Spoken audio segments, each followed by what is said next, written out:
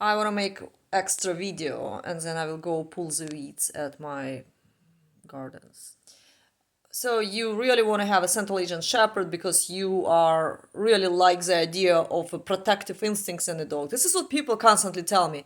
I like that they're guard dogs, and when I ask them, what do you mean? What you really like about it?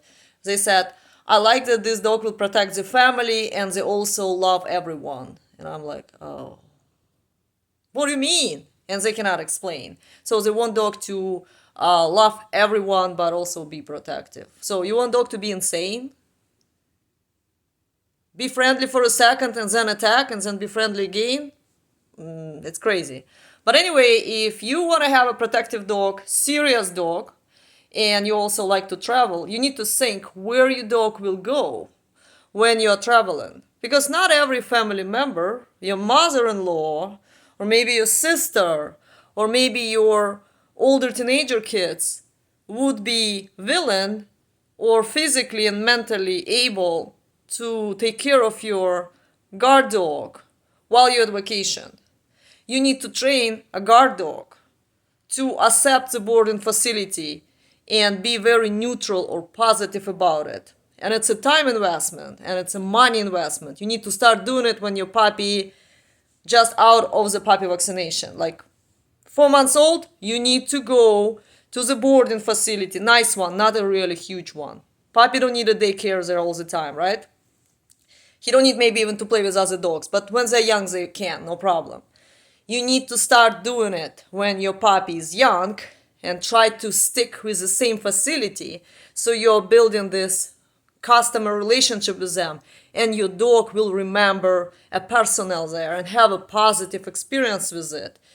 As a dog trainer, I'm a certified dog trainer. I trained all kinds of dog all my life. I always recommend people to do it with any type of dogs. Don't wait till your dog is 2 years old and you decided to go on a cruise. And even if you have just a poodle and your poodle is just like, oh my God, this is a traumatic experience for your poodle. Train your dog to be by himself. Train your dog to go to the facility and have a good feelings. Specifically with a serious guard dog, you need to do it. Don't create the problem when you cannot even travel because you have this crazy dog who wanna bite anyone. Here's my personal experience. Obviously, I have experience with all kinds of dogs and with the Central Asian Shepherds. So I did take one dog for a boarding when people went to on a cruise, right?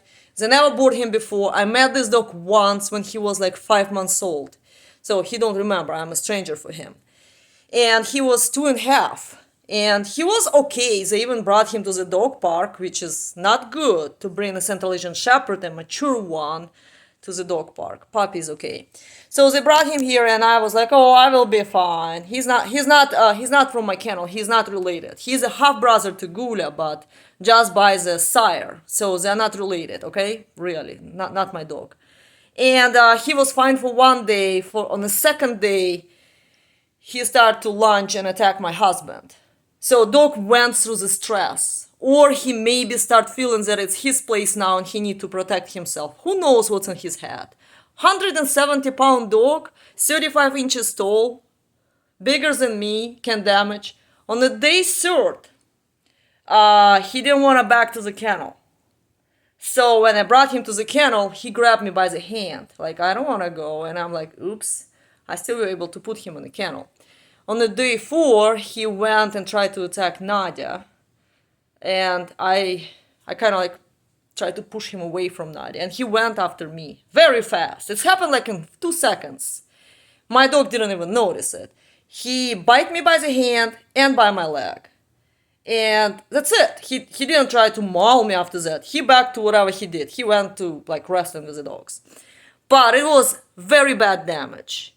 It's like I need a surgery on my hand. Just a 2 seconds bite. I will show you. She has a scar.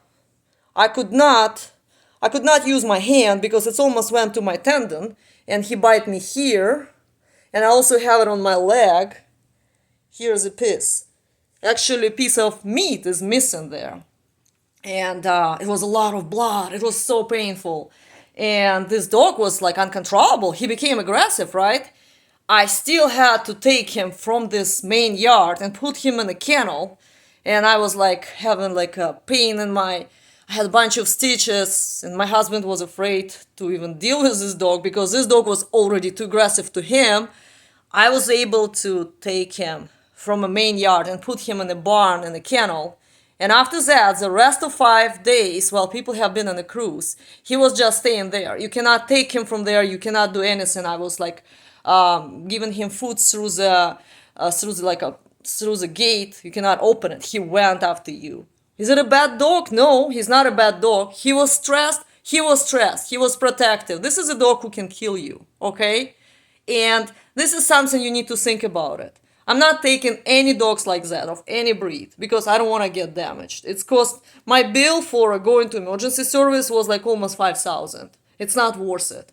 It's your health. I also had a dog who was like Australian Shepherds, right? Not a big dog. And they brought this dog and it was like a fear aggressive too. And I'm like, did you ever board her before?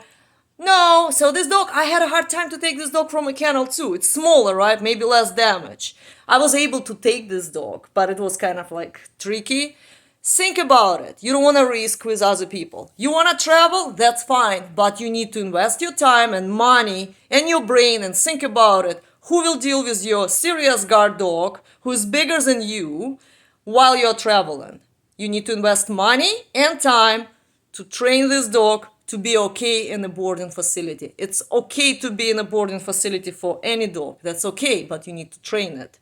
I hope it's a good information for you. Here's again my scar. You know, I'm actually lucky that I didn't lose my arm.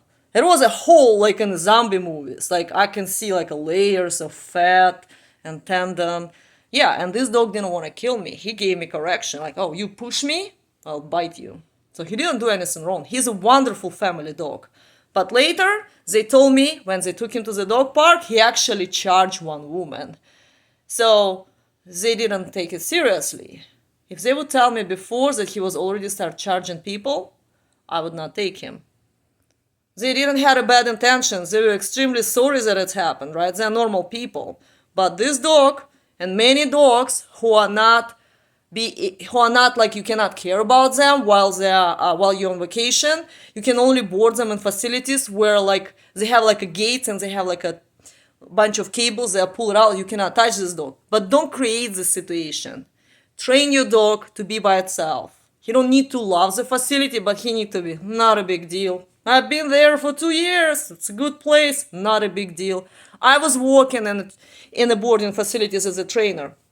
And I saw people brought totally screwed up, crazy dogs of any breeds, which were like so hard to care. They're screaming, they're shitting all over. It's hard to care. Why you creating problems? Why people need to deal about your screw dog? Invest your time, bring the dog, and do some kind of acclimatization. Specifically, if you want to have a badass dog who kill wolves. Okay? Have a nice day.